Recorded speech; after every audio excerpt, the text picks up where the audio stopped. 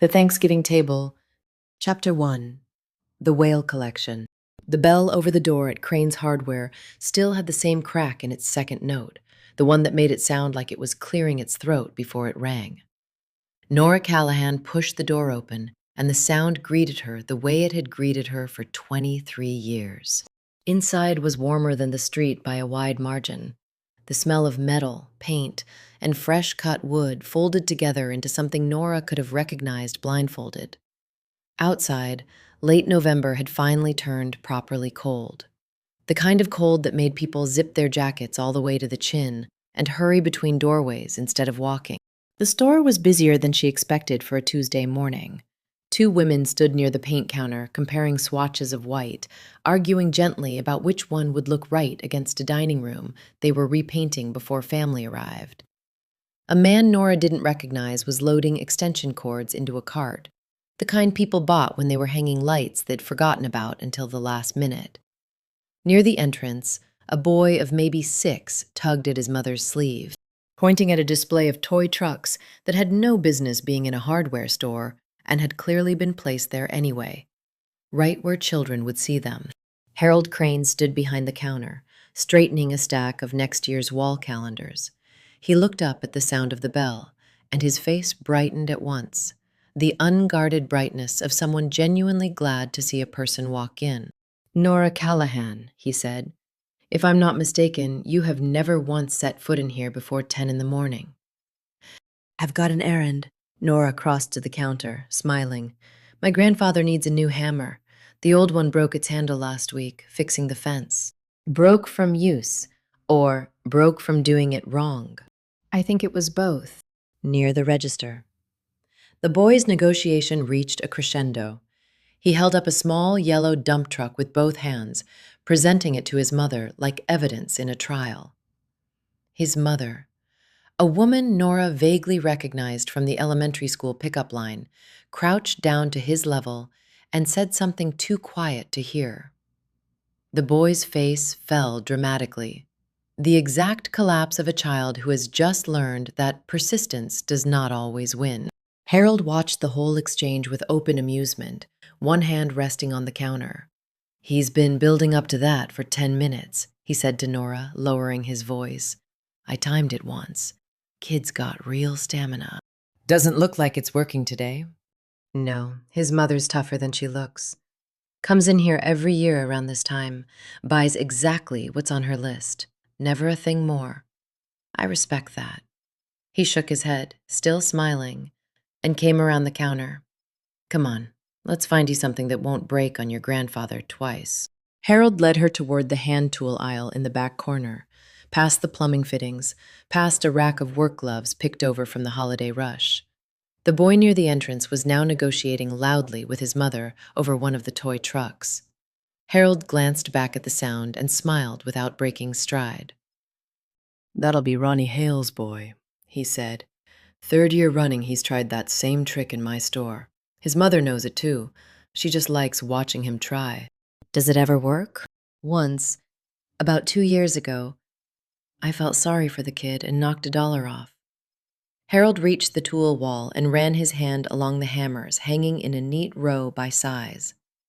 Never told his mother that part. "Everyone doing all right at home?" he asked, still scanning the row. "We're fine. He's baking." "Baking what?" "I'm not allowed to know yet." Harold laughed again, the kind of laugh that came easily to him, the kind that made customers linger a little longer than their errand required. He pulled down a medium-sized hammer, wooden handle, and passed it to her. Nora turned it over in her hand, testing the weight, feeling the balance of it the way Ed had taught her to as a girl, checking that the head wasn't loose before she ever swung it at anything. "This one works," she said. $18. Harold took the hammer back and carried it toward the register, weaving around the women still debating paint. One of them caught his eye and asked, half joking, which white he'd pick for a kitchen that got afternoon light. Harold answered without slowing down, something about undertones and how the light in this town lied to people more than they realized. And the woman laughed and said that was the most philosophical thing anyone had told her all week. Nora followed, And on the way, her eyes caught on a small shelf near the counter, a corner she had never really noticed before, despite years of walking past it. It was a small collection of whale-shaped items, not many, maybe 10 pieces, but varied enough to form their own little territory among the tools and screws. A small brass whale used as a paperweight, a wooden scale carved with a whale's tail balancing on a fin, a few refrigerator magnets shaped like breeching humpbacks, a ceramic mug with a whale's tail for a handle, clearly never meant for sale, tucked in the back like something kept rather than stocked, and in the center, a heavy cast iron whale, painted a flat, glossy black, used as a doorstop. "You've got quite a whale collection here," Nora said, stopping to look. Harold followed her gaze, and something softened in his face. A warmth different from his usual shopkeeper warmth, quieter and slower to arrive. "My sister," he said. "Margaret. She lives in Portland, but every year she sends me something whale-shaped for my birthday. Going on 10 years now, maybe closer to 12. "Why whales?" "I don't even remember exactly." Harold picked up the ceramic mug and turned it once in his hands before setting it back down. Careful. The way people handled things that mattered more than their price tag suggested. "Might have been a trip when we were kids, down to the coast to watch them come through in the fall. She loved it, cried when the boat turned back toward shore. If I remember right, turned into a habit after that. One gift a year, whatever whale-shaped thing she happened to find." "That's a nice habit to have." "It is." Harold set the doorstop back exactly where it had been, squared to the edge of the shelf. "She's coming up for Thanksgiving this year, actually. First time in a while. Usually it's just phone calls and a card in the mail." "You must be glad." "I am." He said it plainly, without performance, the way he said most things. "She's the only one left who still calls me Harry. Everyone else in this town has called me Harold since I was about 12 years old. And I've long since stopped correcting them." Nora smiled at that, tucking the hammer under her arm while Harold rang up the sale. The register was old, mechanical in its bones even under a newer plastic shell, and it made a small, satisfying chime when the drawer opened. "Give my best to your grandfather," Harold said, counting out her change. "Tell him if that fence needs anything else, I've got the parts in the back. New post caps came in last week." "He'll probably take you up on that." He usually does. Man's never met a hardware problem he didn't want to fix himself first and ask for help second. "That sounds about right." Harold walked her back toward the door, past the calendars, past the rows of nails sorted by size and gauge, past a community bulletin board thick with flyers for the Thanksgiving food drive, the church bake sale, and a missing cat notice that had clearly been up for weeks, judging by the curled corners. The boy near the entrance had apparently lost his negotiation and was now trailing his mother toward the paint counter, sulking with all the wounded dignity of a 6-year-old who knew he'd tried his best. Harold called after them as they passed, telling the boy there'd be a new truck in stock by Christmas. And the boy's sulk lifted just slightly at that, enough to make his mother roll her eyes and mouth a silent thank you over his head. "You take care out there," Harold said, holding the door for her. "Cold's coming in harder tonight. They're saying snow by the weekend. First of the season. Always is around now." The bell rang again as Nora stepped back out into the cold. She glanced once through the front window before walking on and saw Harold already turning back toward his calendars, humming something she couldn't quite make out. The same easy hum she'd heard from him 100 times before. The harbor smelled like it always did this time of year. Salt and diesel and something colder underneath. The kind of cold that carried sound further than it should. A gull called somewhere out past the breakwater, once, and then nothing. Nora walked to her car with the hammer under her arm and thought, briefly and without reason, that Harold Crane had looked happier today than she'd seen him in months. She did not think about him again for the rest of the day. Chapter 2. The back room. The call came in at 9:40 in the morning, while Ed was still at the stove and Nora was setting the table for two, out of habit, before she remembered the turkey wasn't going in until noon. Cole's voice on the phone had none of its usual weight.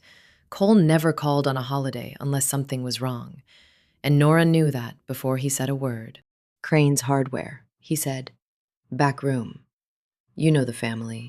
I know the family. Then get down here. She did not ask more on the phone. Cole was not a man who explained things twice, and holidays made him shorter than usual, not longer. Nora set down the spoon she'd been using to stir gravy that wasn't hers to stir, told Ed she had to go, and did not tell him why. Because she did not fully know yet herself. The drive into town took 6 minutes. It felt longer. The streets were empty in the way Harrow Cove only ever emptied on Thanksgiving morning. Every driveway full of cars that belonged to people who did not usually visit. Every window fogged faintly from ovens working since dawn. Smoke rose thin and straight from most of the chimneys on Main Street. The air smelled like the whole town was cooking at once. Crane's Hardware sat dark. The front windows still held Harold's calendars, stacked exactly where Nora had seen them 2 days ago. But the closed sign hung crooked in the door, and a police cruiser was parked at an angle out front that suggested no one had cared about parking correctly. Daniel Crane stood on the sidewalk when she arrived, a jacket thrown over what looked like clothes he'd slept in. He was not crying.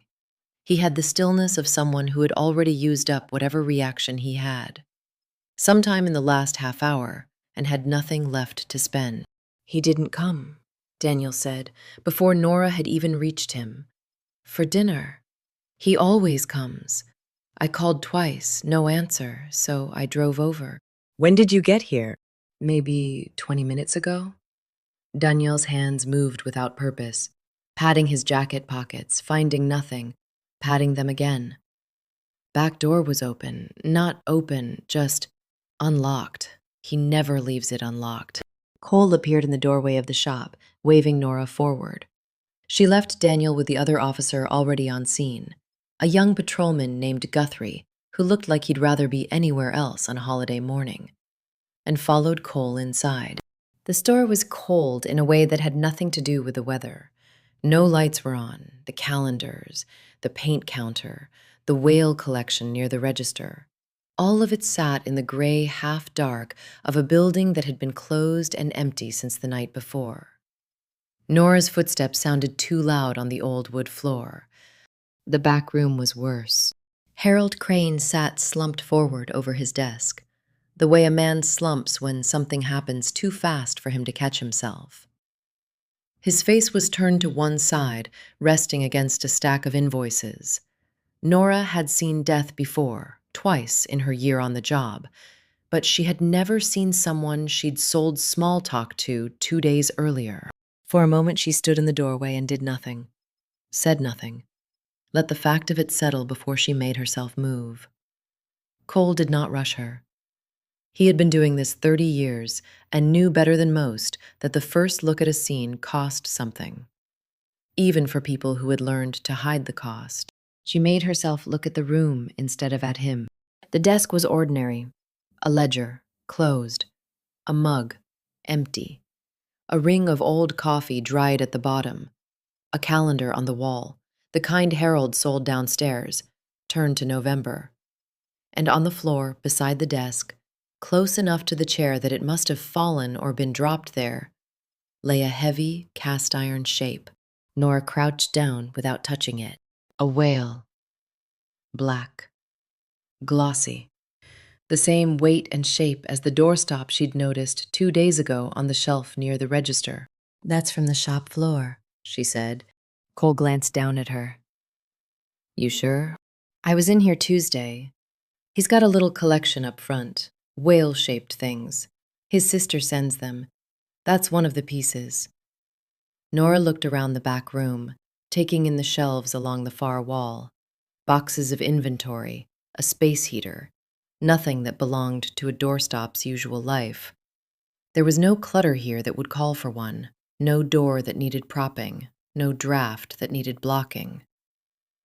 This isn't where it lives. Someone brought it back here. Or he did. Why would he? Nora said it as a question that wasn't really a question. A man did not carry a decorative object from his own storefront into his own back room without a reason, and nothing in the room suggested one. She stood, careful not to disturb anything, and looked at the back door, propped slightly with a rubber wedge, the kind of thing a shop owner used during deliveries, not something a man locked up alone with for the night would leave in place. Back door's got a lock that engages on its own when it shuts. Daniel said it was open when he got here. Cole made a note without looking up from his pad. M.E. is on the way. Preliminary is blunt trauma to the back of the head. 1 strike. Enough force it wasn't an accident and wasn't a fall. He glanced at Harold once, briefly. The look of a man who had done this too many times to let it show on his face anymore. And then looked away just as briefly. The look of a man for whom it still costs something every time. Been dead a while, cold to the touch when Daniel found him. We'll get a window from the doctor, but my guess is last night, sometime after close. The store closes at 6 on the day before a holiday. Something like that. Nora looked at the whale doorstop again, sitting wrong on the floor of a room it did not belong in, and felt the specific stillness that came over her when a case had just barely begun and already had a shape she couldn't name yet. I want this one, she said. Cole studied her for a moment, the kind of look that weighed more than it showed. Figured you would. You've known this family since you were old enough to walk in that door by yourself. That a problem? It's why I'm giving it to you instead of Guthrie. He said it flatly, no praise in it, just fact. You'll notice things he won't. Just don't let knowing them get in the way of seeing them. I won't. See that you don't. Cole turned back toward the desk, toward the ledger, toward the slow, mechanical work of a scene that needed cataloging before anything else could happen. Go talk to the son, gently. It's his father, and it's his holiday. In that order. Nora stepped back out through the front of the store a few minutes later, leaving Cole and the arriving technicians to the back room.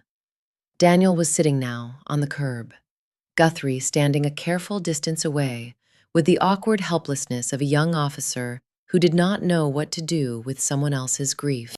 The street beyond them smelled like the whole town, turkey and butter and wood smoke, drifting from houses where nothing had gone wrong today. Somewhere down the block, a child laughed at something. A car door closed. A dog barked twice and stopped. Ordinary sounds, entirely wrong in their ordinariness, given what was sitting cold in the room behind her. Nora had noticed this before, on the 2 other calls that had taken her past a body in her short time on the job.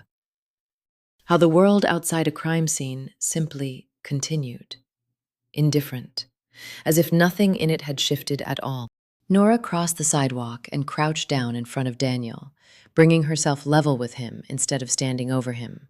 Guthrie took a step back without being asked, giving them room, grateful for an excuse to look elsewhere. Daniel, she said, I need you to tell me what you saw, from the start. Take your time. He looked up at her, and for a moment his face did something complicated, grief and exhaustion, and something else underneath that Nora filed away without naming it yet. His eyes were red-rimmed but dry now, the kind of dry that came after crying had already run its course once and hadn't returned. Okay, he said. Okay. He rubbed his palms against his knees, twice, a gesture with no purpose except to have something to do with his hands. I keep thinking, if I'd come by yesterday instead of today, maybe, I don't know, maybe nothing would be different. I don't know. We'll get to yesterday, Nora said. Right now, I just want today. What time did you leave your place? She waited. Behind them, the town kept cooking its dinners. and did not yet know that one chair at one table would stay empty tonight. Chapter 3. What the Kitchen Knows. By the time Nora finished with Daniel, the light had shifted toward afternoon, and Cole told her the notification to Linda Crane had already gone out, an hour ago, delivered by phone from the station rather than in person, because there had been no one free to drive out before now. It fell to Nora to follow up. The Crane house sat on a quiet street, 2 blocks up from the harbor. The kind of house that had been added onto twice over 40 years without ever quite matching itself. White clapboard gone slightly gray at the corners where the paint hadn't been redone in a while. Cars filled the driveway and spilled onto the curb. The cars of relatives who had come for a dinner that would not happen the way anyone had planned it. Nora parked behind an unfamiliar sedan and sat for a moment before getting out. She had eaten holiday dinners 2 streets over from this house her whole life. She had never once come to it wearing a badge. The front door opened before she reached it. A woman Nora didn't recognize, someone's cousin or in-law, ushered her into a front hall thick with the smell of a dinner that had been cooking for hours and would now go mostly uneaten. Voices came low from somewhere further inside, the hush of a house that had rearranged itself around bad news. Coats were piled on the banister 3 deep, the kind of pile that came from a house expecting a full table. A boy of about 10 sat on the stairs, still in his good shirt, staring at nothing in particular. And no one seemed to have noticed he was there. "She's in the kitchen," the woman said, glancing back over her shoulder as if checking that Linda hadn't overheard. "Doesn't want to sit down. Nobody can get her to sit down. Arthur tried, God love him, and she about took his head off. Arthur's here. In the den, with the others." The woman lowered her voice further still. "It's a full house today, officer. Wrong day for it, but there it is. Nobody wanted to be the one to leave." Nora thanked her and moved on toward the kitchen. Past a hallway table crowded with framed photographs, decades of them. Harold at various ages, standing behind the same counter in the same store. Harold younger and thinner, beside a woman who could only have been his mother. A school photograph of a girl with a gap-toothed smile that might have been Linda herself. Once, before any of this.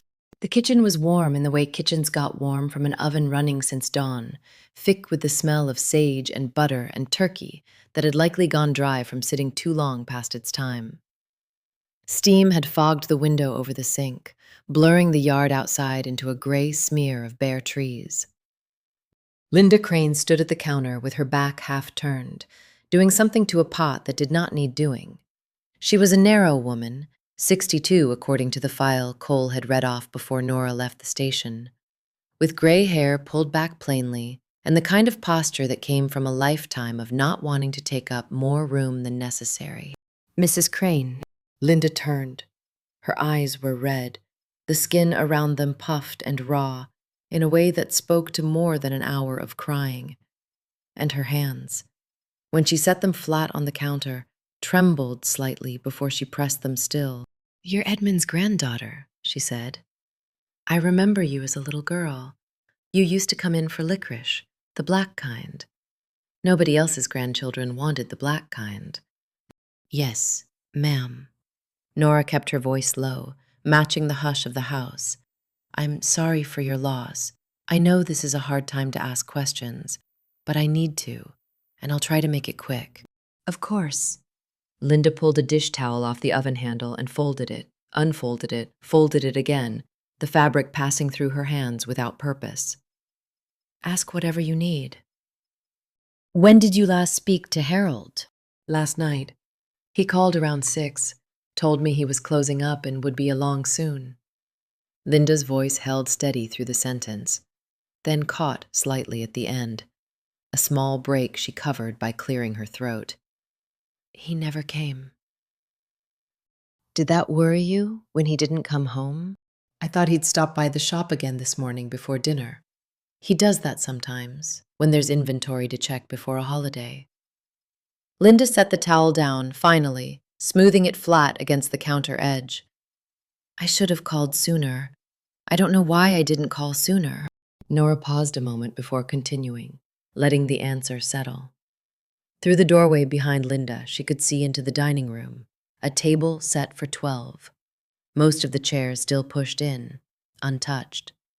The good china laid out with a precision that suggested it had been done the night before, in anticipation of a day that had not arrived the way it was supposed to. A centerpiece of dried leaves and small gourds sat exactly in the middle of the table, undisturbed. The kind of detail that would have been fussed over and adjusted a dozen times if the day had gone the way it should have. Mrs. Crane, I have to ask this next part carefully, and I want you to know it's not an accusation. Was anything troubling Harold lately? Business, family, anything at all? Something moved behind Linda's eyes, quick, and then gone. The flicker of a person deciding in real time how much of the truth a question was actually asking for. He worried about the store, Linda said. Business isn't what it was. Everyone buys from the big places out on the highway now. She picked the towel back up, began folding it again. But he never said anything was wrong beyond that. He wasn't a man who complained. Anyone he'd had trouble with recently? An argument? A disagreement? Harold got along with everyone. Linda said it the way people said things they had said many times before, worn smooth by repetition. That was the whole trouble with him, if you want to call it trouble. He couldn't say no to anybody, gave credit to people who never paid it back, fixed things for people who never thanked him for it. Nora watched her fold the towel a third time and noticed, without meaning to, that Linda's eyes had gone somewhere else entirely, somewhere past the kitchen window and the fogged gray yard beyond it, somewhere Nora wasn't invited to follow. Mrs. Crane? Linda blinked and came back. I'm sorry, what was it? I asked if there was anyone he'd had trouble with. No. The word came too fast, too clean, a door shutting before the question had finished being asked. No one. Everyone loved Harold. Nora didn't push it further, not yet. She had learned from Ed, in 100 conversations across a kitchen table not unlike this one, that the things people rushed to deny were rarely the things worth pressing on the spot. Better to let them sit, unremarked, and see what shape they took later. Thank you, Nora said instead. I know today is impossible. I'll need to speak with you again, probably tomorrow. Once we know more, I'm sorry to have added to it. Linda nodded, and for just a moment, something in her face loosened. Not relief exactly, but the loosened slackness of a person who has been holding a single expression too long and briefly forgets to hold it. He was a good man, she said quiet, mostly to herself. Whatever else, he was a good man. Nora let herself out through the front hall, past the cousin, past the low voices, past the dining room table set for 12 that would seat far fewer tonight. The boy was still on the stairs, and he watched her pass without a word, the way children watched adults during moments they understood were serious, without understanding why. Outside, the cold hit her fresh after the kitchen's heat, and she stood on the porch for a moment, looking back once at the fogged window before she walked to her car. Through the glass, distorted by steam, she could just make out Linda's shape at the counter again, still moving, still finding something to fold or wipe or straighten, a woman keeping her hands busy so the rest of her wouldn't have to be. Nora sat in the driver's seat without starting the engine, running the conversation back through her mind the way Ed had taught her. Not for what was said, but for what had been rushed past. He couldn't say no to anybody. No one. Everyone loved Harold. 3 answers, each one arriving a beat too quickly, each one smoother than the truth usually came. She did not yet know what Linda Crane was hiding. She only knew, with a certainty that had nothing to do with evidence, that it was something. Chapter 4. Turkey Soup. The house smelled like flour before Nora even got the door open, and under it, fainter, the good dark smell of stock simmering low on the back burner. She let herself in the way she always did, without knocking, and stood for a moment in the mudroom, taking off her boots, feeling the day still sitting on her the way it had sat on her since morning. A day now since the discovery, and the town still had that hush it got after something bad happened during a holiday, as if everyone were still deciding how to talk about it, or whether to talk about it at all. She had spent the afternoon on the phone with the pension fund's third-party administrator, requesting records she had no real authority yet to demand, and had gotten nowhere except a promise that someone would call her back Monday. Cole had told her not to expect much before then, and Cole was rarely wrong about how slowly the world moved when it involved paperwork. Ed didn't look up when she came into the kitchen. He was at the counter, forearms dusted white to the elbow, working a ball of dough with the patient rhythm of a man who had made bread more times than he could count and no longer needed to think about it. Biscuit lay under the table, chin on his paws, eyes tracking every movement of Ed's hands, with the devotion of an animal who understood that flour occasionally became food that fell on the floor. "You look like you've been chewing on something all day," Ed said. "Still working the dough." "I have." Nora dropped into a chair at the table, not yet ready to talk. The kitchen was warm, but the warmth hadn't reached her yet. Not the way it usually did the moment she walked in. Some days it took longer.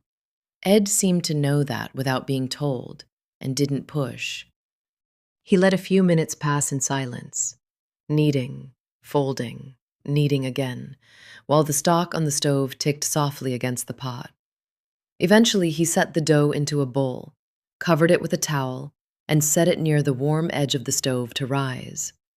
Then he ladled 2 bowls of soup, set one in front of Nora, and sat down across from her with his own. "Turkey soup," he said, 2 days running now. "I don't think there's a bird left in this house that hasn't gone into a pot. It's good." "It's leftovers. Good is a low bar for leftovers." Ed took a spoonful, unhurried. "Cole give you the crane case?" "He did." Nora turned her spoon slowly through the broth. "I finished up with Daniel this morning. Picked the conversation back up from yesterday. And I went to see Linda yesterday afternoon. How'd that go?" "She said all the right things. Everyone loved Harold. Nobody had trouble with him. The store was struggling, but nothing more than that." Nora watched steam rise off the bowl. She said it too fast, like she'd already decided what she was going to say before I asked. Ed didn't respond right away. He was a man who let a sentence finish arriving before he answered it, even after it had technically stopped.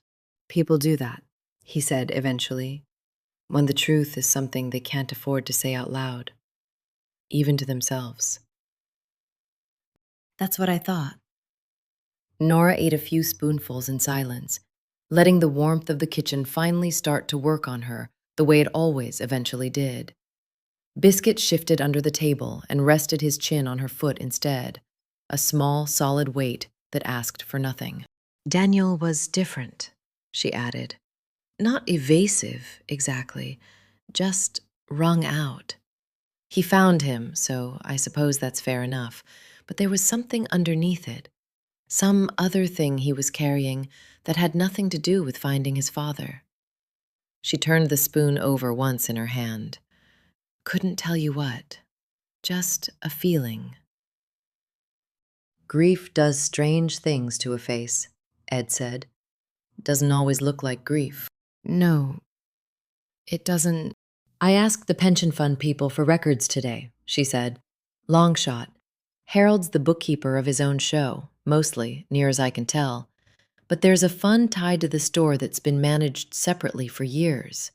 I don't know what I'm looking for yet, just felt like a thread worth pulling." "Money usually is." Ed reached for the bread that wasn't there yet, found only crumbs from yesterday's loaf, and made a small sound of mild disappointment before returning to his soup. Money makes people do terrible things to people they love. Always has. Doesn't take much, once it gets its hooks in far enough. Nora looked up at that, but Ed's face hadn't changed, hadn't offered the line as anything more than an aside, and she let it pass without comment, filing it the way she filed most things he said, for later, without knowing yet if it would matter. "Everyone keeps telling me how loved he was," she said instead. "Harold gave credit to people who couldn't pay, fixed things for free, all of it. And I believe them. I just keep thinking, a man that well loved doesn't usually end up dead in his own back room." "No," Ed agreed. "He doesn't." So either somebody's lying about how loved he was, or somebody loved him and still had a reason. Ed set his spoon down and looked at her properly for the first time since they'd sat down. The exact look he gave her when a conversation had arrived somewhere worth arriving. "A family business is built on trust," he said. "The question is not whether the trust is broken. The question is who finally stops pretending." He didn't say anything else. He picked his spoon back up, ate another mouthful of soup, and looked toward the window as if the sentence had already left his mind entirely, moved on to whatever came next in the quiet architecture of his thoughts. Nora turned the words over once, twice, without landing anywhere useful yet. She had learned a long time ago not to ask Ed what he meant when he said things like that. He wouldn't explain it if she asked, and the not explaining was, she suspected, most of the point. They ate the rest of the meal without much talk, the comfortable kind of quiet that didn't need filling. Biscuit eventually gave up on the promise of dropped scraps and curled fully under the table, snoring faintly within minutes. Outside, the light had already started to fail, the early dark of late November pressing against the kitchen windows, though inside the room stayed bright and close and warm. When the bowls were empty, Ed rose to check on the dough, lifting the towel to find it risen soft and round in its bowl. He punched it down with one practiced motion, the sound of it small and satisfying in the quiet kitchen. "Stay for the rolls," he said. Not quite a question. "There'll be another hour yet. I should get back to the station. They'll still need pension records at the station tomorrow." Ed began shaping the dough into smaller pieces, his hands moving with an ease that made the work look like nothing at all. "An hour won't cost you the case," Nora almost argued, then didn't. She sat back down instead, watching him work, watching Biscuit twitch in his sleep at some private dream, and let the kitchen hold her a while longer, before she had to go back out into whatever the crane case still had waiting for her. Ed rolled the dough into small rounds, set them in careful rows on a baking sheet, his hands moving with the same unhurried certainty they brought to everything. A piece broke off and dropped near his feet, and Biscuit was awake and passed it in one motion, the whole exchange over almost before Nora registered it had happened. "He never misses," she said. 8 years of practice. Ed said, "Man could set his watch by that dog's reflexes." He slid the tray into the oven, wiped his hands on the towel, and came to sit across from her again, the kitchen filling slowly with the smell of rising bread. "You'll figure out the pension fund thing. You usually do. Once you've decided a thread is worth pulling." "I hope so." "You will." He said it the way he said most things, without embellishment. A simple statement of fact rather than encouragement. And somehow, that made it land harder than encouragement would have. Outside, full dark had settled over the yard, and the kitchen window had gone black and reflective, showing Nora her own tired face looking back at her from across the glass. She stayed until the rolls came out golden, ate one standing at the counter because Ed insisted, and drove home an hour later than she'd planned, carrying 2 more wrapped in a dish towel for tomorrow. And the sentence about trust and pretending still turning over somewhere in the back of her mind. Not yet ready to mean anything. Chapter 5. The Meeting in Rockland. Cole caught her at the station before she'd finished her coffee, a printout in one hand. His reading glasses pushed up into his hair The way they went when something on a page had annoyed him. "Store's general ledger," he said, dropping the pages onto the desk in front of her. "Not the pension fund, the regular accounts. Tex pulled it off the desk Thursday. Took the bookkeeper 2 days to make sense of it, but there it is." Nora scanned the columns, most of them ordinary, deposits and supplier payments and payroll, until Cole's finger tapped a cluster of entries near the bottom of the second page. "Cash withdrawals," he said.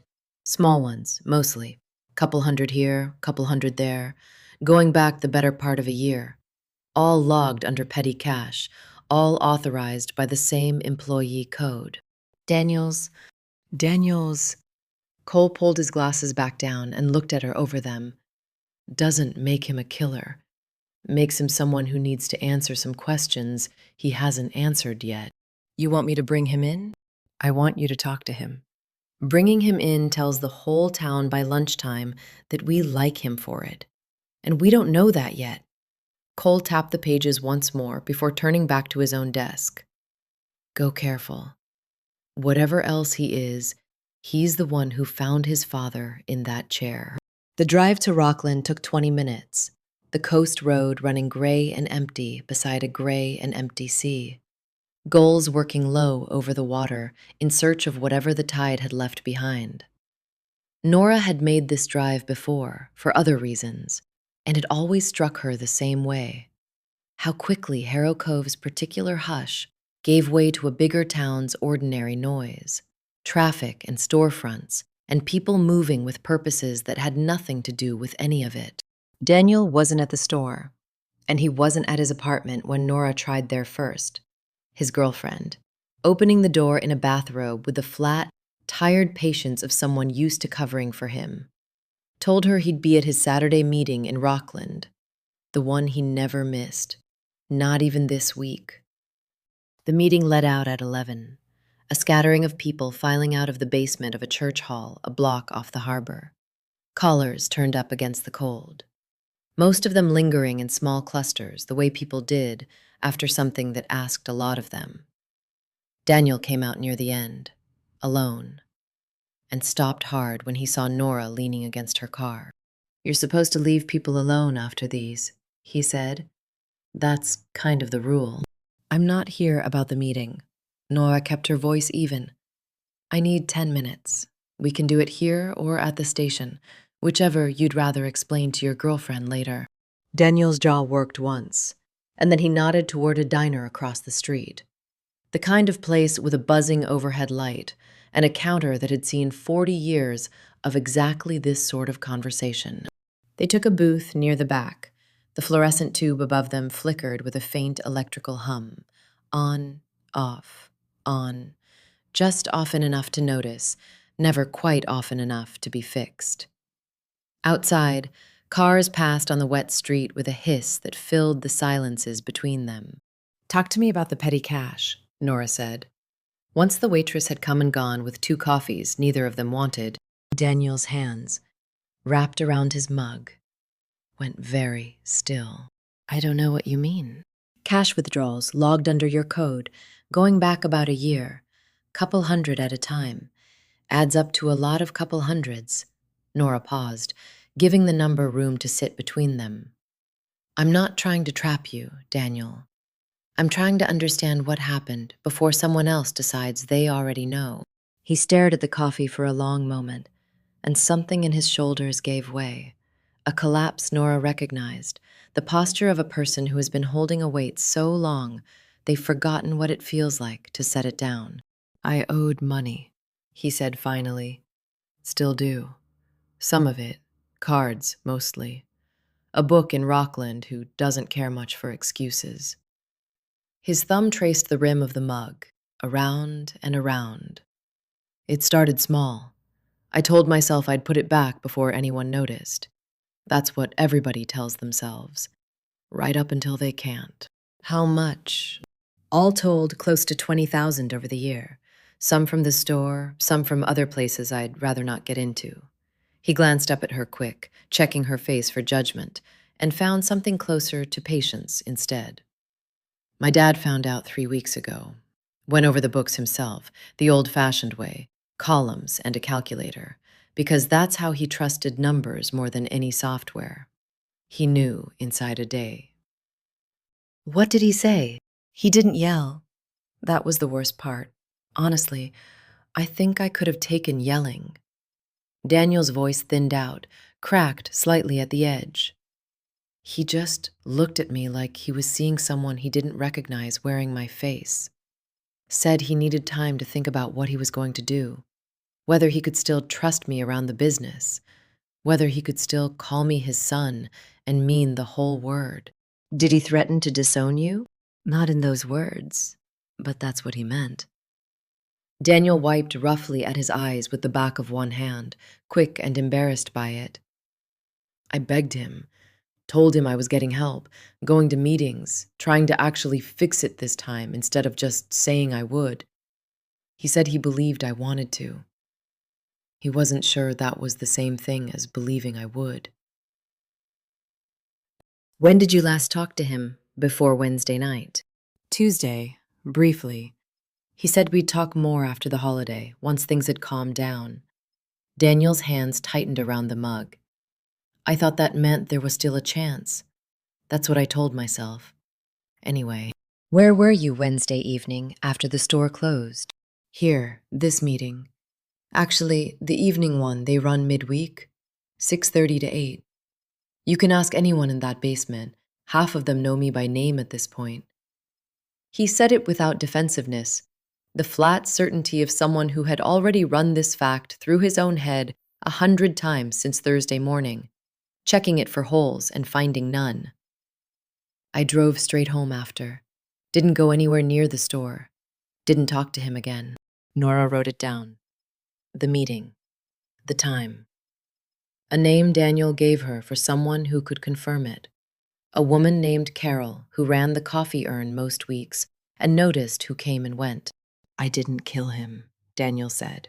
Quiet now, the anger gone out of it entirely. Whatever you're thinking, I stole from him. I lied to him for a year. I let him find out the hard way instead of telling him myself, because I'm a coward. And I'll carry that the rest of my life. But I didn't do the other thing. I couldn't have. Nora didn't answer that directly. She had learned not to promise belief she hadn't earned yet, even to people whose grief looked entirely real.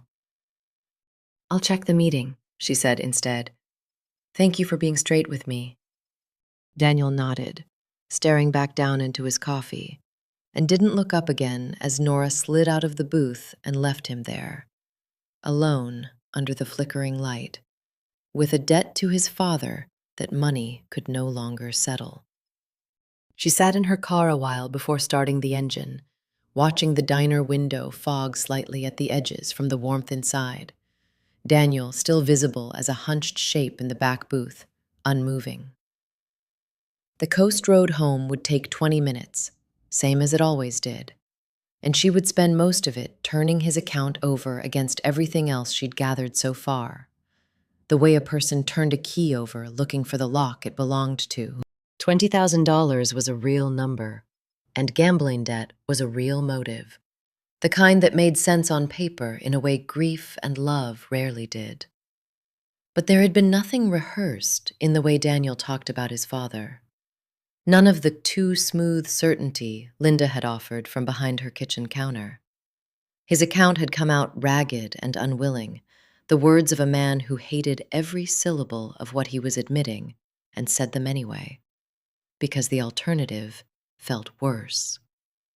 Nora started the car and pulled back onto the coast road, the sea a flat gray line to her left, and let the question sit unanswered for now. The way Ed had taught her, 100 conclusions could wait, for evidence to catch up to instinct, not the other way around. Chapter 6. What's Left of the Land. The fax came through a little after 9 on Monday morning. 30-some pages of pension fund records spat out in the slow, grinding way the station's ancient machine handled anything longer than a single sheet. Each page emerging with a groan like the effort personally offended it. Nora sat with the stack once it finally finished, spreading pages across an empty desk, while Cole leaned over her shoulder with his coffee going cold in his hand. Third-party administrator finally called back. First thing this morning, apologized about 6 times for the delay. Something about holiday staffing. Nora ran a finger down a column of dates and figures, most of it dense and unfamiliar. The flat tedium of financial records built for accountants rather than readers. It's a defined contribution plan. Employees and the store both pay in. Been running about 30 years. Harold's listed as plan administrator. Every withdrawal needs his signature. And I'm not seeing anything yet. She kept turning pages. Columns of names she half recognized. Longtime employees, a few who'd left town years ago. Contribution totals that looked reasonable enough on their face. It took another 20 minutes of scanning before something finally snagged. A withdrawal form, dated 14 months back. The amount larger than most of the others on the page. Harold's signature at the bottom. The same loose, looping H she recognized from the receipt he'd handed her at the register 2 days before he died. Except it wasn't quite the same. Nora pulled a second form from earlier in the stack, one she'd already passed over, and set the two side by side. Both signed Harold Crane. Both, at a glance, close enough to pass. But the slant was wrong on the second one, the loops a fraction tighter, the crossbar of the H landing at a slightly different angle. The kind of difference a person wouldn't catch unless they were looking for it, and once caught, couldn't stop seeing. Cole, look at this. He set his coffee down and bent over the desk, comparing the two signatures the way Nora had, back and forth, back and forth. Could be nothing. Man signs his name different when he's tired, when he's rushing, when the pen's bad. Could be. Nora didn't believe it. Not really. Not with the wrongness sitting in her stomach the way it did when a detail refused to explain itself away. I want a handwriting analyst to look at all of these. There's got to be a dozen forms in here I haven't checked yet. I'll make the call. Cole straightened, rubbing at his eyes. Good work. Now go talk to the brother. He's been asking when someone's coming around. According to the desk sergeant, not politely either. Arthur Crane lived alone in a small house at the edge of town. The kind of house that had once belonged to a family and now belonged only to the last person still occupying it. The porch light wasn't on when Nora pulled up, though evening had fully settled by the time she arrived, and the only light from inside came from a window at the front, a flickering blue glow that could only be a television left running to no particular audience. She knocked twice before he answered, and when he didn't step back to let her in so much as simply stop blocking the doorway. A tacit permission rather than an invitation. The house was cold. Not broken furnace cold, but the deliberate cold of someone who kept the thermostat low out of habit, or spite, or both. The kind of cold that made a visitor keep their coat on. The television played something with a laugh track, sound turned low, throwing pale light across a living room that hadn't been redecorated since sometime in the previous decade. An empty bottle stood on the side table next to a half-full one, and a third, further gone, sat on the floor by the recliner where Arthur clearly spent most of his evenings. Took you long enough, he said, dropping back into the recliner without offering her a seat. Figured somebody would have been around days ago, given how the whole town's talking. I'm here now. Nora remained standing, taking in the room. The dust on surfaces that hadn't been touched in a while. A shelf of photographs turned slightly away from the room's main sightline, as though someone had stopped wanting to look at them. I understand you and Harold argued recently? Who told you that? Does it matter? Arthur snorted, reaching for the half-full bottle and pouring a measure into a glass that had clearly already held several before it. Small town. Everybody tells everybody everything eventually. He drank, watching her over the rim. Fine.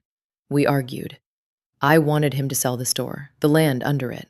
Anyway, developer's been sniffing around for 2 years, offering real money, the kind of money that could fix a man's whole life if he let it. And Harold said no. Harold always said no. Harold liked being the good one, the one who never sold out, never changed, never wanted more than what he already had. Arthur's voice carried an old, worn bitterness, the kind that had been sanded smooth by years of repeating the same grievance to himself.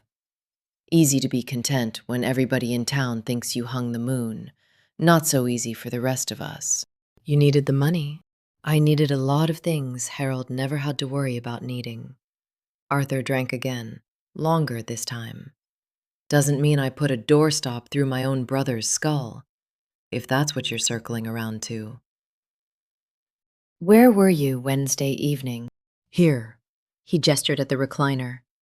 The bottle. The television flickering its indifferent light across the room. Same as every evening.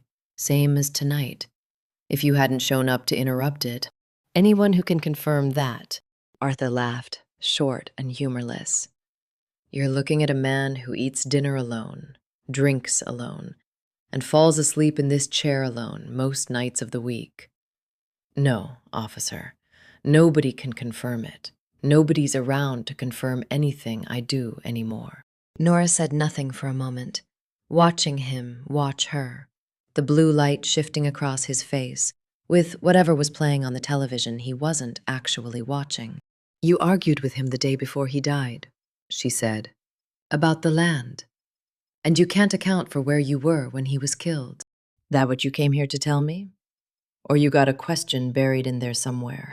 Did you go to the store Wednesday night, Arthur? No. The word came flat, worn, without the heat she might have expected from an innocent man, or the panic she might have expected from a guilty one. I sat right here and drank myself stupid, same as always. And in the morning, I found out my brother was dead, same as everybody else in this town did. That's the whole of it. Nora studied him a moment longer. The empty bottles, the turned-away photographs, the deep loneliness of a man who had built a life entirely out of resentment and had nothing left to fill it once the resentment's target was gone. I'll need you to come by the station this week, she said, formal statement. Wouldn't miss it. Arthur reached for the bottle again without looking at her, already dismissing her from the room. Close the door on your way out. Cold gets in otherwise. Nora let herself out into the actual cold, sharper and cleaner than the deliberate cold of Arthur's living room, and stood on the dark porch for a moment before heading to her car. No alibi, a real motive, real desperation behind it, and a bitterness toward his brother that had clearly been simmering long before this week. She sat in the car without starting it, looking back once at the flickering blue window, Arthur's shape motionless in the recliner, already refilling his glass. Whatever else the man was, he had built himself a life with nothing soft left in it. No photographs turned to face the room. No one to notice if he came home late on a Wednesday night, or didn't come home at all. The drive back into town felt longer than it should have, the road unlit past the edge of Arthur's street, headlights catching nothing but bare trees and the occasional reflective eyes of something small darting off into the brush.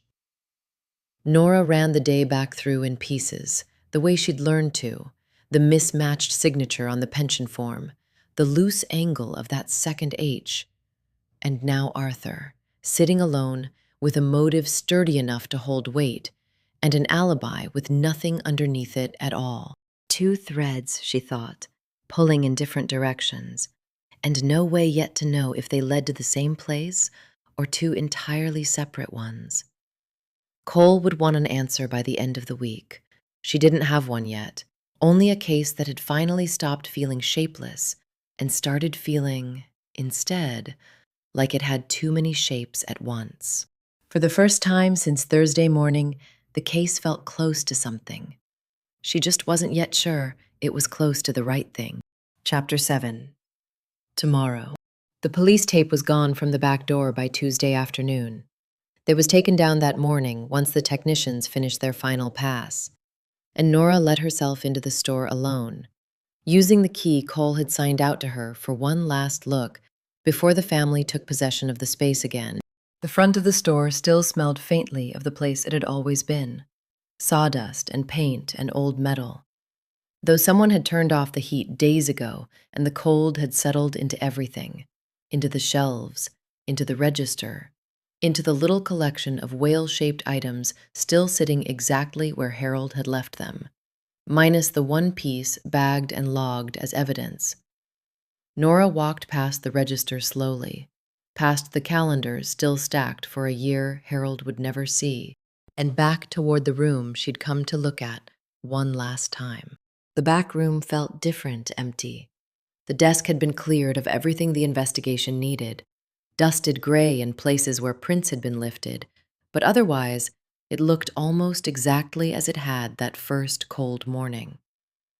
Harold's calendar still turned to November. The chair still pushed slightly back from the desk, as if he might return to it any moment. Nora stood in the doorway for a long while, not touching anything, just looking. The whale doorstop was gone, bagged and logged at the station, but she could still see the exact place on the floor where it had lain, the memory of it sharper somehow than the room itself. She thought about the two forms lying side by side on the desk at the station, the mismatched H, the crossbar landing at an angle that shouldn't have mattered, and somehow mattered more than almost anything else she'd found this week. She thought about Arthur, alone in his cold house with his bottles and his bitterness, a man who had wanted something Harold wouldn't give him and had nowhere solid to say he'd been Wednesday night. She thought about Daniel, wrung out and honest in a diner booth, admitting to a theft that made him look guilty of exactly the wrong crime. She thought about Linda, folding the same dish towel 3 times over a truth she wasn't ready to name, her voice too smooth in all the wrong places. And underneath all of it, some other shape kept surfacing, one she couldn't yet put a face to, not Arthur's face, not anyone's face she had actually met this week, just an impression, formless still, of someone who had loved Harold Crane enough to be devastated by what she'd have to do, and had done it anyway. It made no sense against the evidence sitting in the folder back at the station. It refused to leave her regardless. Nora pulled out her phone and called Ed. He picked up on the second ring, the sound of a spoon against a pot somewhere behind his voice. "You still at the shop?" "For a few more minutes." Nora leaned against the doorframe, looking back at the empty desk. "I keep circling around Arthur. Everything points at him, on paper. No alibi, real motive, real anger. It should feel finished, but it doesn't." "No." A quiet stretch between them. The store creaking faintly around her, the way old buildings did when no one was there to notice. "I keep thinking about someone else. I don't have a name for her yet. Just a feeling." "What kind of feeling?" "The kind I can't put in a report." Nora pushed off the doorframe and walked slowly back toward the front of the store, past the register, past the whale collection with its one empty space.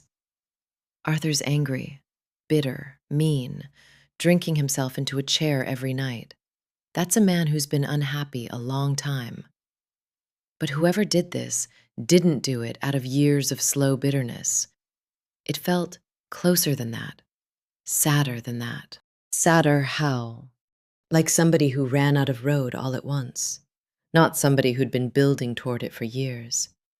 Nora stopped by the front window, looking out at Main Street, dim under the early dark of late November, a few cars passing slow on their way home. "I don't know how to explain it better than that." Ed didn't rush to fill the quiet. He never did. She did not hate him, Nora said, mostly to herself, testing the shape of the thought out loud for the first time. She just loved herself more. Ed waited a moment before he answered. "That is the saddest part," he said. Neither of them said anything else about it. Nora didn't ask him what he meant, and Ed didn't offer to explain. And after a moment, he told her to come eat before everything went cold. And she said she was on her way. By the time Nora reached the house, The kitchen windows had fogged from the heat inside, and the smell hit her the moment she opened the door. Sage and butter and roasting turkey. The whole meal they hadn't gotten to have the first time around. Ed had insisted on it 2 nights ago. Once the worst of the week's shock had settled, that they were going to sit down and eat a proper dinner, even if it came 5 days late. Because a holiday postponed was still a holiday owed.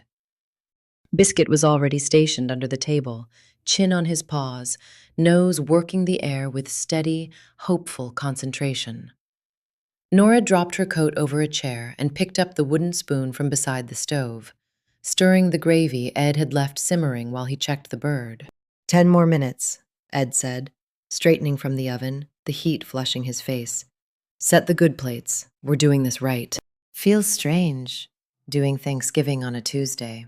Feels stranger not doing it at all. Ed pulled the pan out, set it on the stovetop, the smell of it filling the whole kitchen at once. Man's entitled to his dinner, whatever day it falls on. Harold would have said the same, probably. He never did care much for doing things the way the calendar told him to.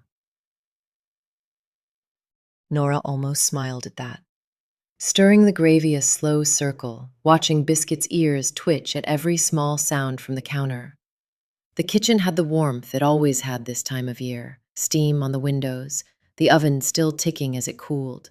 The whole room smelling like something good had finally been allowed to happen, after a week that had offered almost nothing good at all. Table, Ed said again, nodding toward the cabinet. Good plates. Company's coming, even if it's just the two of us. Nora was reaching into the cabinet for the plates they used maybe 3 times a year when the phone rang. The old wall unit by the pantry with its flat, insistent bell. Ed nodded at her to answer it, both his hands full of the roasting pan. Callahan residence. It's me. The voice came through thin with distance and static, but unmistakable. And Nora's whole body went still around it. Jamie, I'm in Bangor, he said. I'll be home tomorrow. Nora's hand opened without her telling it to, and the spoon she'd been holding hit the floor with a small, wet clatter, gravy spattering across the tile. Biscuit's head came up sharply at the sound. Ed looked over from the stove, the roasting pan still in his hands, his face arranged in its usual stillness, giving away nothing at all. Tomorrow, Nora said into the phone. Tomorrow, Jamie said again. The line went quiet, then clicked dead. Nora stood holding the phone a moment longer than she needed to, staring at nothing in particular, before she set it back in its cradle. Ed had set the roasting pan down on the stovetop by then, and his face still hadn't changed, still held the same calm, careful stillness it always did. But his hands, resting flat against the counter, were shaking. Just a little. Neither of them said anything for a moment. Biscuit had come out from under the table at the sound of the dropped spoon, and now sat between them, looking from one to the other with the patient confusion of a dog who understood something had shifted in the room without knowing what. Tomorrow, Ed said finally, testing the word the way Nora had tested it into the phone, as though saying it again might tell him something the first time hadn't. That's what he said. Ed bent down, slow and deliberate, and picked up the fallen spoon from the floor, wiping the gravy from the tile with the edge of his sleeve before Nora could offer to do it herself. When he straightened again, he set the spoon in the sink and reached for a clean one from the drawer, and if his hands were still unsteady, he didn't let it show in anything else he did. Well, he said, and that was all. The whole sentence folding itself back into the ordinary business of finishing a dinner 5 days late. Gravy and good plates, and a bird that had waited its turn.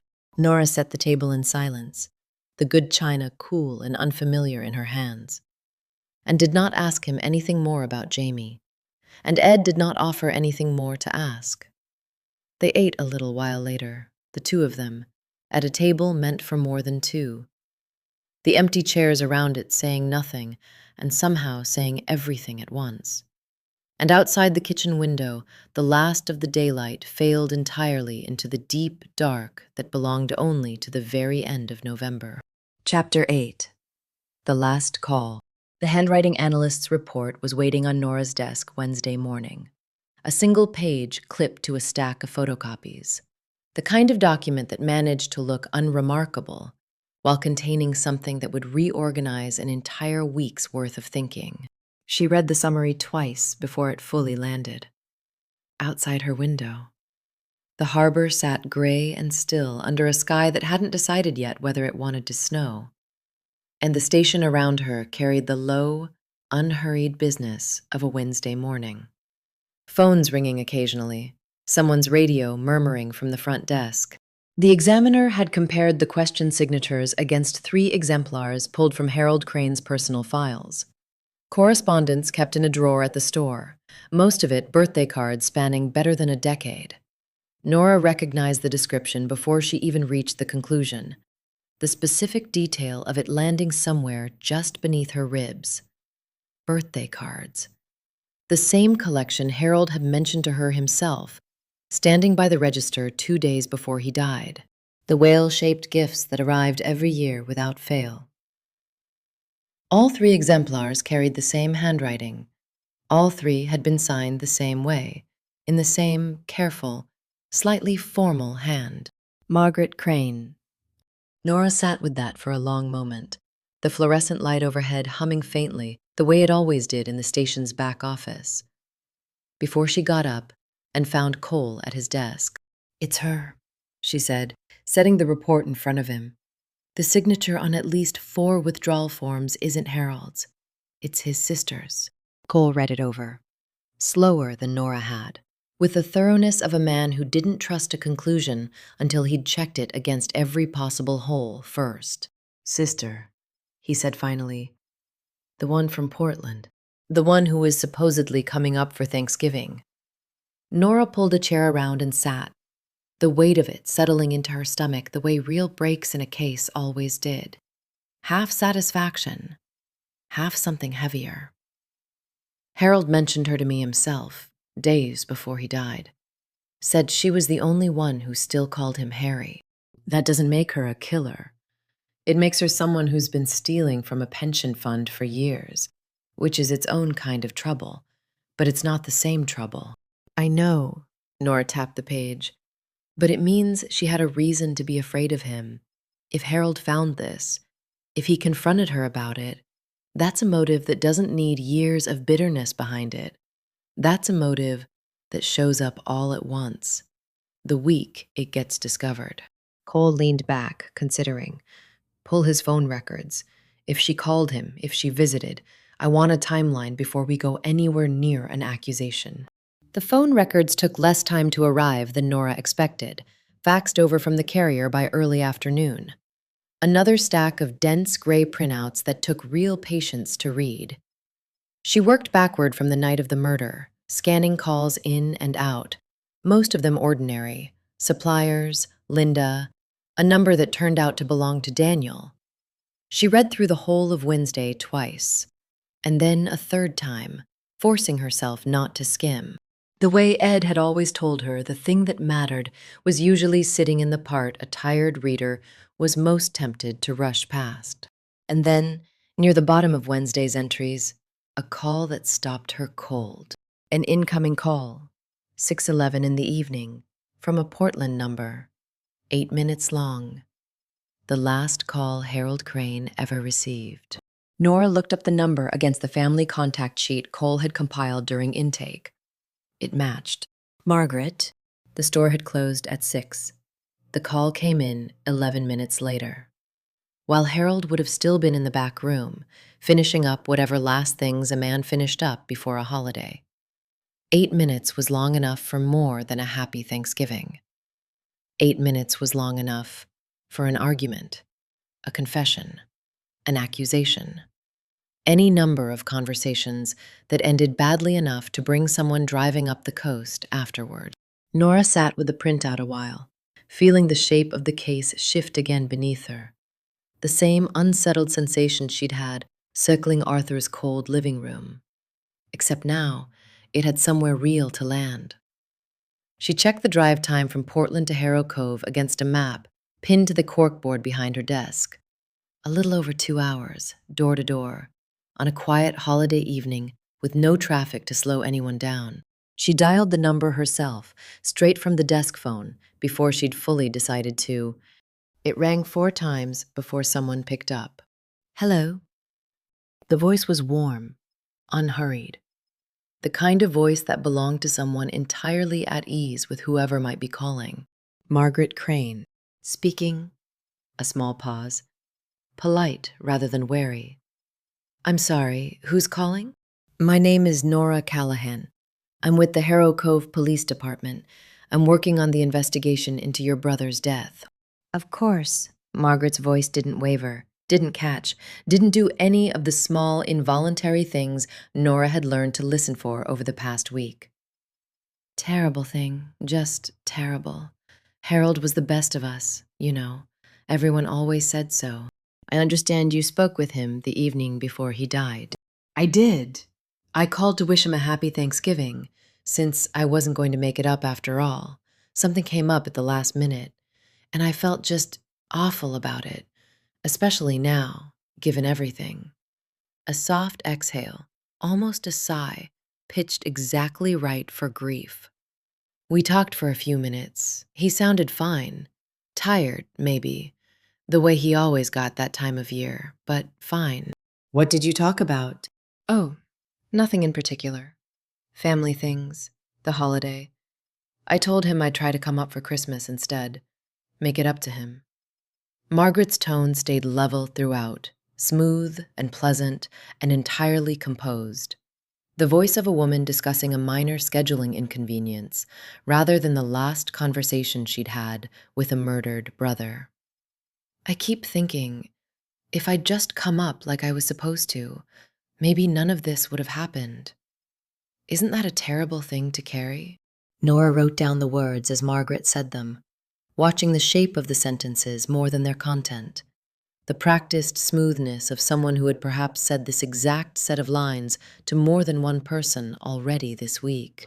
I may need to speak with you in person. Nora said, would you be available if I came to Portland? Of course. Whatever's helpful. Anything for Harold. Margaret's voice carried nothing but easy cooperation. I just want whoever did this found. He didn't deserve any of it. Nobody in this world deserved it less than Harold. Did he mention anything unusual to you, that last call? Anything on his mind? No, nothing at all. He seemed just as he always did. A small pause. Thoughtful. Or performing thoughtfulness well enough that Nora couldn't tell the difference through a phone line. Though, now that you ask, he did say he had something to talk to me about next time I visited. I assumed it was nothing. Some idea for the store, maybe. He was always full of ideas. Nora wrote that down as well, underlining it twice. Nora thanked her, ended the call, and sat with the receiver still in her hand for a long moment afterward, the office humming quietly around her. Cole, 2 desks away, already absorbed in something else. Too calm, she thought. Grief sounded like Linda folding a towel 3 times without meaning to. Grief sounded like Daniel's hands going still around a coffee mug. It did not sound like a woman discussing a Christmas rescheduling in the same breath as her brother's murder. Every sentence arriving exactly where she wanted it to land. No hesitation anywhere in it. No crack for anything real to show through. Nora set the phone down, gathered the pension report and the phone records into a single folder, and carried them back to Cole's desk. She laid it all out for him in order. The mismatched signature, the exemplar cards, the 8-minute call, the drive time between Portland and a dark hardware store on a closed holiday evening. I want to go to Portland, she said. Tomorrow, if you'll let me. Cole looked up, read something in her face, and didn't argue. He studied the folder a moment longer, tapping one finger against the timeline she'd sketched out at the bottom of the page, and then closed it and slid it back across the desk to her. Take Guthrie, he said, and call ahead to Portland PD. Professional courtesy, in case this goes somewhere you don't expect it to. It's going somewhere, Nora said. I can feel it. Feelings aren't warrants. Cole leaned back in his chair, the closest thing to approval he tended to offer. But you've been right about feelings all week. Go get me something I can put in front of a judge. Chapter 9. The Whale Doorstop. Margaret Crane's apartment sat on the third floor of a converted brick building near Portland's waterfront. The kind of building that had once been a warehouse and now held condominiums, with exposed beams and views of the harbor, priced for people who found exposed beams charming rather than merely old. Nora climbed the stairs with Guthrie a step behind her, both of them quiet, the kind of quiet that came before a conversation neither of them expected to end simply. Portland PD had sent a single officer to wait downstairs, professional courtesy extended, and returned, though Nora suspected she wouldn't need him. The drive down had taken most of the morning, 3 hours of coast road and highway, Guthrie mostly silent beside her, understanding, without being told, that this wasn't a trip that called for conversation. They had gone over it once more in the car, the whole shape of it laid out plainly between them. The doorstop that didn't belong in the back room, the signature that wasn't Harold's, the 8-minute call, the drive time that fit the window exactly. Guthrie had asked, somewhere past the New Hampshire line, whether she was sure, and Nora had told him the truth, that she was as sure as evidence could make a person, which was the only kind of sure that mattered in the end. Margaret opened the door in a soft gray sweater, her hair done, her makeup done, the appearance of a woman who had prepared herself carefully for a visit she'd known was coming since yesterday's phone call. Detective Callahan, she said it warmly, stepping back to let them in. Please, come in out of the cold. I've got coffee on. This isn't a social call, Miss Crane. No. Margaret's smile didn't falter, but something behind her eyes went very still. I imagine it isn't. The apartment was tasteful, spare, expensive in the understated way that didn't announce itself, Nora noted, without meaning to. A small shelf near the window holding exactly the kind of thing she'd have expected, framed photographs, a scattering of decorative objects, nothing whale-shaped anywhere in sight. As though the collection had only ever traveled one direction, gift after gift sent north, and none kept for herself. They sat. Margaret poured coffee no one touched. I want to talk about the pension fund, Nora said. Margaret's hands went still around her own cup, the first crack in the careful composure. Small, but real. I don't know what you mean. 4 withdrawal forms, going back over a year. All signed Harold Crane. Except they're not his signature. They're yours. Nora set the analyst's report on the table between them, the exemplar cards photocopied alongside the question forms, side by side. Undeniable once seen. We matched it against birthday cards you sent him, the same ones with the whale on the front. I'd guess. Something in Margaret's face flickered at that, quick and involuntary. Harold told me about those. Nora continued. Quiet, deliberate. 2 days before he died, said you were the only one who still called him Harry. Said whales were the one thing you never stopped loving since you were kids. Stop. He found the withdrawals, didn't he? Went through the numbers himself. The old way. The way he trusted more than any computer. Nora watched Margaret's hands tighten around the coffee cup. He called you the week before Thanksgiving. Gave you a deadline. 1 week to return the money, or he'd go to the police himself. Margaret set the cup down with exaggerated care, the way a person moved when they no longer trusted their own hands. You don't know what that money meant, she said. Quiet now, all the practiced warmth gone out of her voice. You don't know what it's like to spend your whole life standing next to somebody everyone loves. Harold never had to try. People just gave him things. Trust, credit, forgiveness, all of it handed to him for free. Because he was Harold. Because he'd always been the good one. And you weren't. I was the afterthought. The words came out flat. worn smooth by years of private repetition. The same texture Nora had heard in Arthur's bitterness, except sharper, closer to the surface. I managed his books for a decade. Nobody thanked me for it.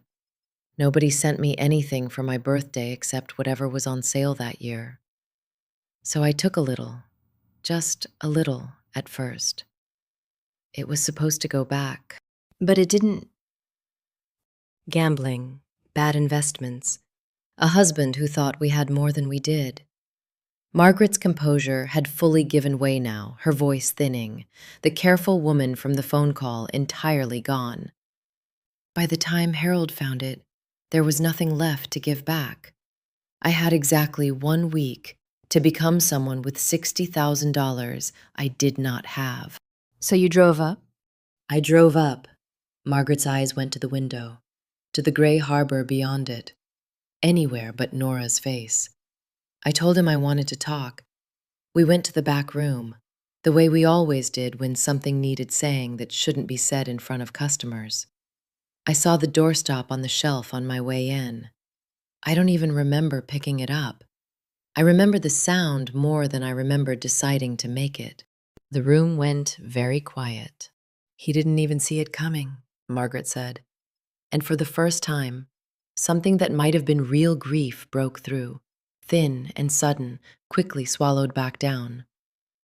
He was still talking, still being kind about it, even then, telling me he loved me. He just needed the money back, and I hit him anyway, once. That was all it took. Nora waited a long moment before she spoke again. You wiped the doorstop and left it on the floor. Locked the back door on your way out. Drove home. Spent Thanksgiving alone. Pretending to be sick. Margaret's laugh came out broken, nothing like a laugh at all. I couldn't even manage a lie that made sense. I just wanted to be alone with it.